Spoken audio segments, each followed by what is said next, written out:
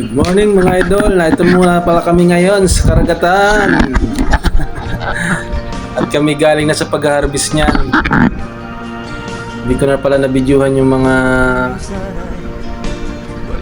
pagtataas namin ng bubo kasi nagmamadali kami sa oras. Gawa ng amihan season ngayon. Ako, napakahirap pag inabot ka ng lakasak, kalautan. Siyempre yung pag-iingat na rin pati para makauwi tayo ng safe sa pamilya nating naghihintay. Nakakatawanan pa kami dyan sa part na yan.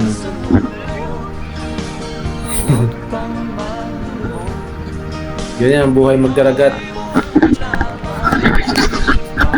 Mahirap, mainit. Ay. Pero ginusto namin yan kaya gugo lang. Napakalayo pa nga pala niyan mga idol kasi bago kami makatabi niya nasa 1.5 hour. Hindi sa panahon. Papansin mo sa bandang unahan. Yan, dyan. Wala pa, hindi pa namin nakikita ang tabi dyan. Napakalayo pa niyan. Dito sa part na ito, yan. Malapit na kami sa tabi niyan. Hindi na kami abutan. Yan, mga hangin na yan. Yan, mga ulap-ulap na yan. Nagbibigay hangin yan. Yan, medyo malakas-lakas na dyan. At syempre, pag nandiyan sa malapit ng part na yan, okay na, safe na tayo. Kasi minutes na lang, tatakbuhin yan. Tayo nasa tabi na. Syempre, sino ba naman gustong mapahamak? Diba? Wala naman. Kaya siyempre, kailangan natin ng konting ingat para tayo ay tumagal pa.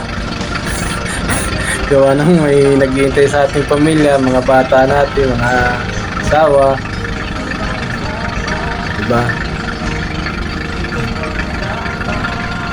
Kaya, yan. Wala na akong masabi mga idol. Nasabi ko na atan lahat. Yan, nandito na kami sa tabi mga idol. Pakikita ko sa inyo yung huli namin.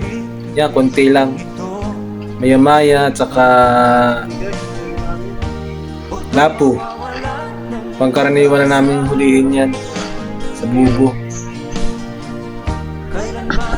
Sawang-sawa kami sa katitingin yan mga idol, pero hindi namin matikman kasi mapait.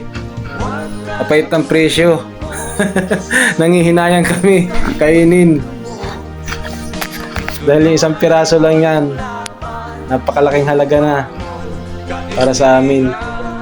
Thank you Lord sa biyaya na binigay niyo sa amin sa araw na ito. Kahit konti lang yan, napakalaking halaga na.